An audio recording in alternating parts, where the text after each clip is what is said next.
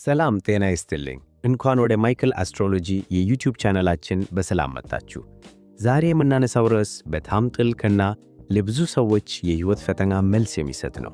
ስለ ጊዜ አባት፣ ስለ ካርማ ጠባቂ እና ስለ ህይወት መምህር ስለ ሳተርን እናወራለን። መምህር ሳተርን ሲነሳ ብዙ ሰዎች ይፈራሉ። የመከራ ኮከብ ነው፣ ነገሮችን ያዘገያል፣ እንቅፋት ይፈጥራል እየተባለ ይወራል።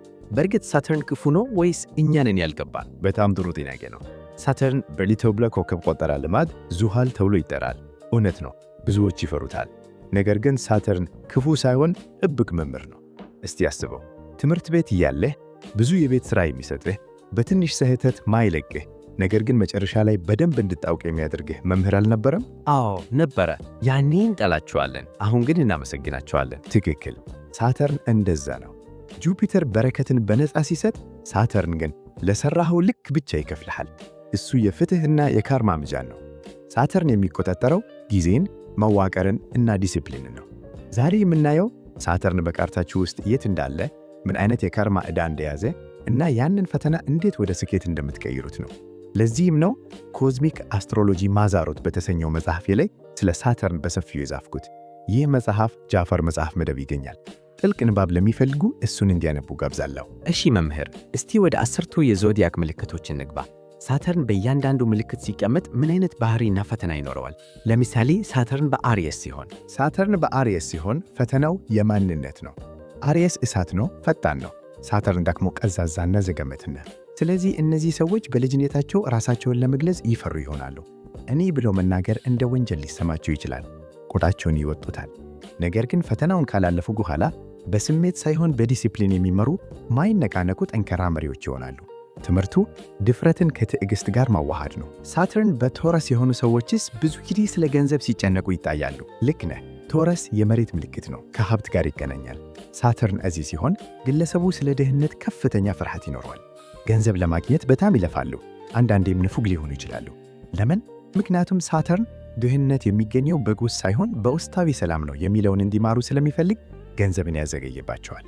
የእነዚህ ሰዎች ስኬት የሚመጣው ከ30 ዓመት በኋላ ነው። ያኔ የሚገነቡት ሀብት ግን ማንም አይነጠቃቸው፣ ጠንካራ መሠረት ያለው ይሆናል። ቀጣዩ ጄሚኒ ነው። ጄሚኒ የንግግር ምልክት ነው። ሳተርን እዚህ ሲሆን ምን ይፈጠራል? ሳተርን በጄሚኒ ሲሆን ፈተናው የሐሳብና የንግግር ነው። እነዚህ ሰዎች በልጅነታቸው የመናገር ችግር፣ አይናፋርነት ወይም በትምህርት ቤት የመማር ተግዳሮት አጋጥሟቸው ሊሆን ይችላል። ሐሳባቸውን ለመግለጽ ይፈራሉ። ነገር ግን ሳተርን እያስተማራቸው ያለው ቃላትን በአግባቡ መጠቀምን ነው። እነዚህ ሰዎች ሰርተውበት ካለፉ ከአፍ ያመጡት እያንዳንዱ ቃል ክብደት ያለው ታላቅ ጸሐፊ ወይም የተከበሩ ተናጋሪ ይሆናሉ። ዝም ብሎ ከመለፍለፍ ቁም ነገር መናገርን ይማራሉ። ሳተርን በካንሰር ሲሆን ለስሜታዊ ሰዎች ከባድ ይመስለኛል። በጣም ከባድ ቦታ ነው። ካንሰር እናትነትንና ቤተሰብን ይወክላል። ሳተርን እዚህ ሲሆን ግለሰቡ በልጅነቱ ፍቅር አልጠገበ ይሆናል፣ ወይም ደግሞ ገና በልጅነቱ የቤተሰብ ኃላፊነት ተጭኖበታል።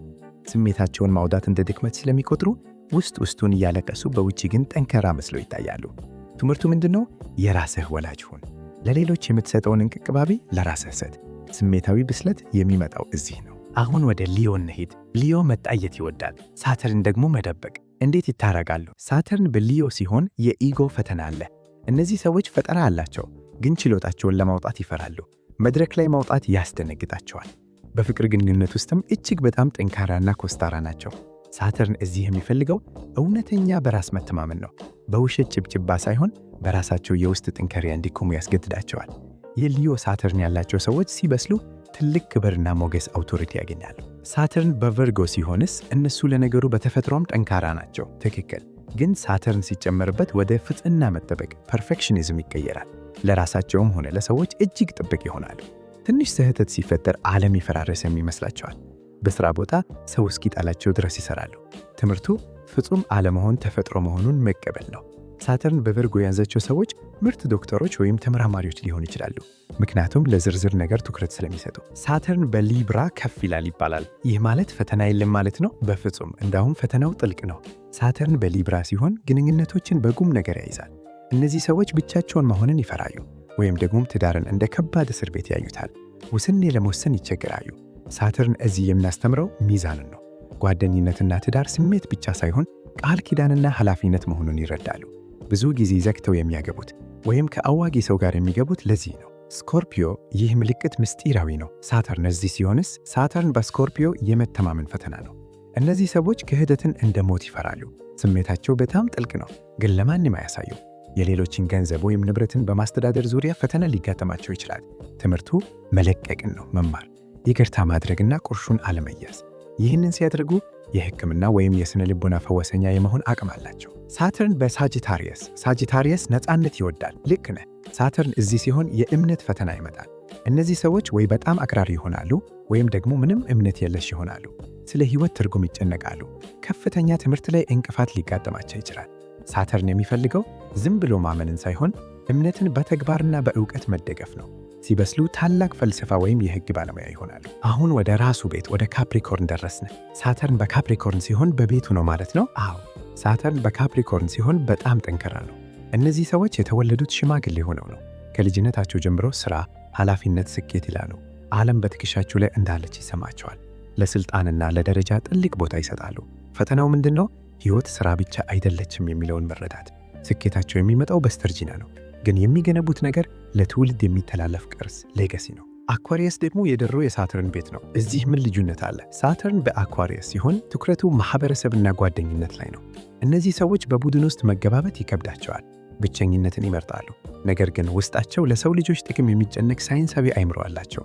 ሳተርን እዚህ የሚያስተምረው የወደፊቱን መዋቅር መገንባትን ነው። የቴክኖሎጂ ወይም የማኅበረሰብ ለውጥ መሪዎች ሊሆኑ ይችላሉ። ፈተናው ከሰዎች ጋር እኩልነትን መፍራት ነው። የመጨረሻው ፓይሲስ፣ መንፈሳዊና ሕልም አላሚ። ሳተርን በፓይሲስ የመንፈሳዊ ዲሲፕሊን መምህር ነው። እነዚህ ሰዎች እውነታን ወይም ሪያሊቲን መጋፈት ይፈራሉ። ዓለም ጨካኝ ስለሆነችባቸው ወደ ሱስ ወይም ወደ ሕልም ዓለም መሸሽ ይፈልጋሉ።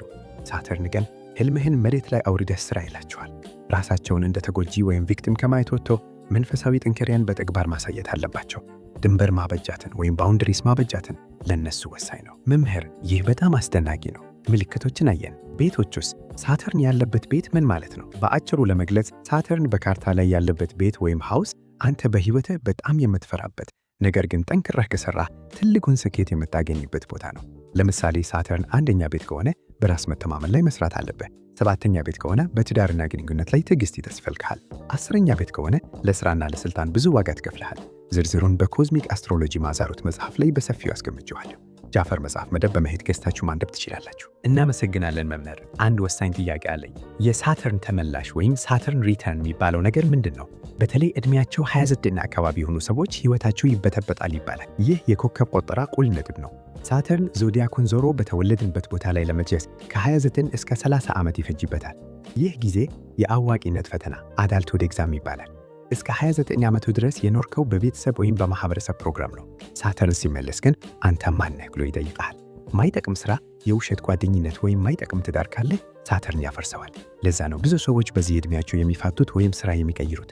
ነገር ግን ጠንክረህ ከሠራህና በትክክለኛው መንገድ ላይ ከሆንክ ሳተርን ትልቁን ሽልማት ይሰጥሃል።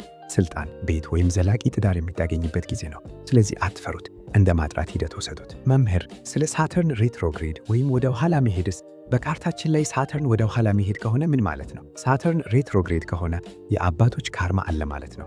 ምናልባት ከአባት ጋር ያለው ግንኙነት ውስምት ሊሆን ይችላል፣ ወይም ደግሞ በሕይወታቸው ውስጥ የሥልጣን አካላትን ወይም አውቶሪቲ ፊገሮች ትፈሩ ይሆናሉ። ይህ የሚያሳየው ከውጭ የሚመጣን ሕግ ሳይሆን የራሳቸውን ውስጣዊ ሞራልና ሕግ መገንባት እንዳለባቸው ነው። ነገሮች ሲዘገዩባቸው አትናደዱ። ሳተርን መሠረቱን እያጠናከረላቸው ነው። በጣም ጥልቅ ትምህርት ነው መምህር። ለማጠቃለል ለተመልካቾቻችን ምን መልእክት አለዎት? ሳተርን ያስፈራል? አዎ፣ ሰነፎችንና አቋራጭ የሚፈልጉ ሰዎች ያስፈራል። ነገር ግን ለሚተጉ፣ ለሚታገሱና ለሚሰሩ ሰዎች ሳተርን የውጤቱ ዋስትና ነው። ወርቅ በሳት እንደሚፈተን እናንተም በሳተርን ፈተና ውስጥ አልፋችሁ የምታገኙት ማንነት እውነተኛና የማይሰበር ነው። ኢትዮጵያውያን ትዕግሥት መራራ ናት፣ ፍሬዋ ግን ጣፋጭ ነው ይላሉ። ይህ የሳተርን መልእክት ነው። የእናንተ ሳተርን የት ነው ያለው? ምን እያስተማራችሁ ነው? ኮሜንት ላይ እያካፍሉን። ለቻናላችን አዲስ ከሆኑ ሰብስክራይብ ማድረግ እንዳትርሱ። መጽሐፉንም ኮዝሚክ አስትሮሎጂ ማዛሮት ከጃፈር መጽሐፍ መደብ ማግኘት ትችላላችሁ። እናመሰግናለን መምህር። ጠንካራ ሆኖ ጊዜ የእናንተ ነው። ሰላም።